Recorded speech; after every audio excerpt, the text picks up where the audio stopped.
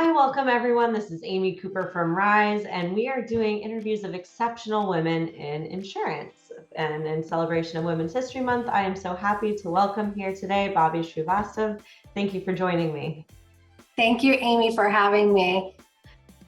So And tell us a little bit about what you do, where you work, your role. absolutely. So I'm Bobbie Shrivastav.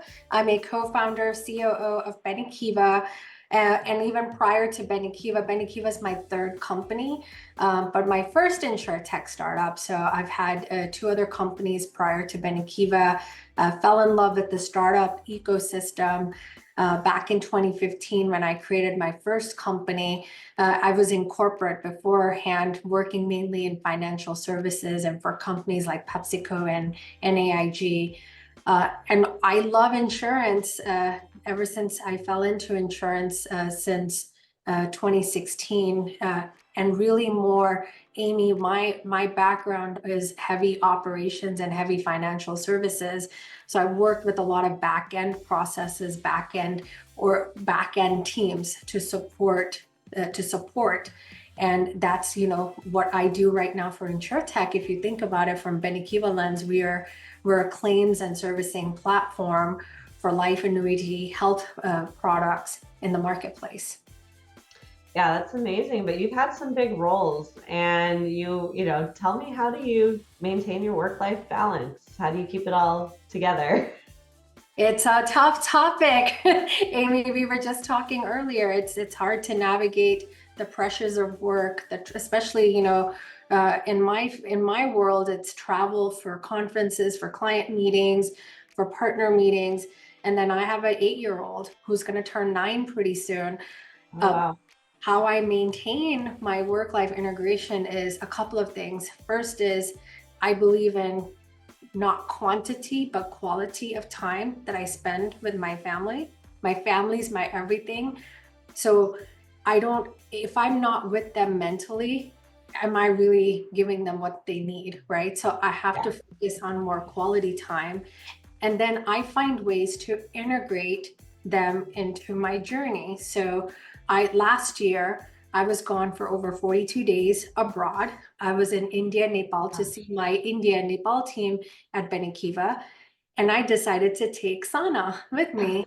And she was in the office, she was helping, she was working her work. And I think she became like our Benekiva mascot.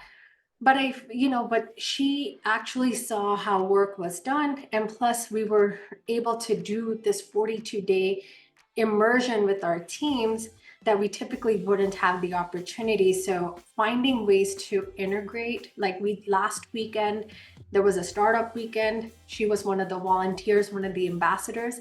That's how I've been able to spend the quality time, but also sometimes the quantity, because she's with me, I'm seeing it, and she's getting those experiences as well. That's really cool. That's pretty amazing. I wish we all could have a chance to do something like that.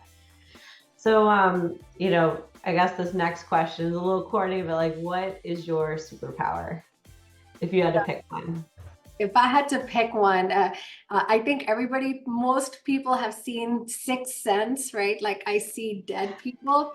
For me, my superpower is I see processes, I see complexities, and I can like dissect them in my head.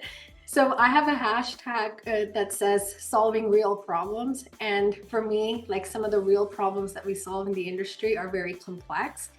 I enjoy the complexities. The more complex it is, the more I could see things and how we can kind of solve it together. So I would say that's like my superpower. I see processes. That's so great. So obviously you have pretty big title, really big team. Tell me, like, what is your leadership style? Do you think it differentiates from any of your male counterparts, or tell me a little bit more about your leadership? Yeah, I think my leadership style is very collaborative in nature. Amy, it's been like that since the beginning. I'm all about how do we grow as a team? We are a team, especially when we're thinking about from a startup lens, right? Like we have now 100 people team, but we're still not the size of Amazon, right? We're a big team, but Yeah. we're we're getting there. So to me, like from a startup lens, our titles, our roles doesn't matter. It's about how we bring in and groom our team from a founder perspective, so that we can empower and we can let our leaders lead their respective departments, lead their teams. And I'm very collaborative, right? So I like to get my hands dirty. I'm not the type that's like, oh, I'm an executive, you guys do it. I'm never going to be that way. I'm always going to be like, roll up my sleeves, let me get my hands dirty. Because to be honest with you, that's how you build empathy. That's how you build what's a pulse of what's happening in the organization. There's a saying that, hands, there's a saying that I'm forgetting, that once this recording's live, I'll post it in there. But there's a concept of you still have to have a pulse on your team. You're just not, you're allowing them the empowerment, but if you don't have a pulse on your team, there's no way you're going to be successful as a leader. And collaboration to me is like the key to success. Yeah, what do they say? Teamwork makes the dream work. Like collaboration is, the best way. So that's great to hear that.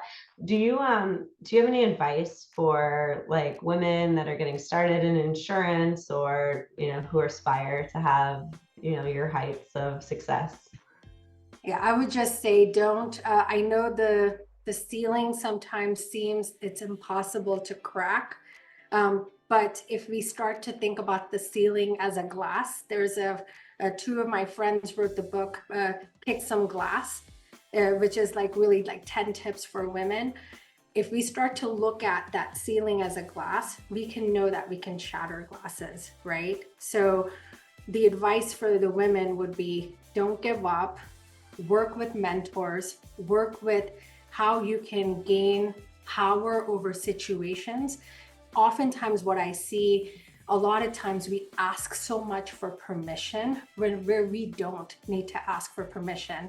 If you have a team, you own a process, you can share, this is what I'm going to do. You don't need to ask your leader or ask for permission. The minute you do that, you get power taken.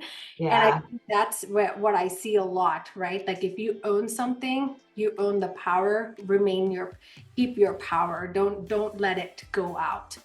But the number one thing is don't give up, because especially when it comes to, if you have an idea, there's so many programs, so many startup accelerators, such a good community of people that will support you. If you think it's impossible, you're the only impediment that's making you stop, because the world around you will support you. That's excellent advice. Thank you so much, Bobbie. I'm so glad you jumped on here with me today. Thank you, Amy. So follow us for more exceptional women across Women's History Month.